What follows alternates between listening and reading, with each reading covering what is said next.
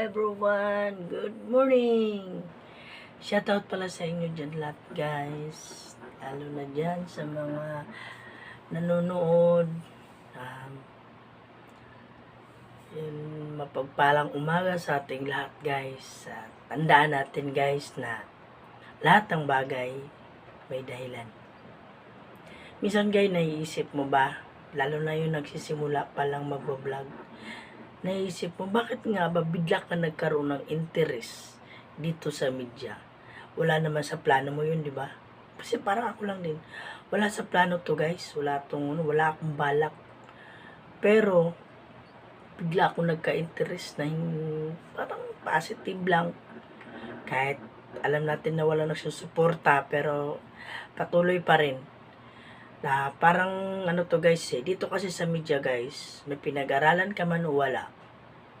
Kung meron kang tiyaga, unang-una takot sa taas, walang imposible guys. Kasi yung iba, siyempre gusto mong guminhawa sa buhay.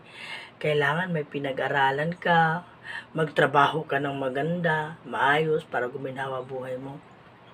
Pero sa media, may pinag-aralan ka, wala ka mang alam, yung parang ini-small ka lang, minamaliit ka lang, pero dito, kumatyaga ka, yung mga nanliliit sa'yo noon, yung mga nanlalait sa'yo, yung mga taong nilalapitan mo pero sinasarahan ka ng pinto, yung mga taong hiniraman mo noon, na pangbigas lang, tinanggihan ka pa.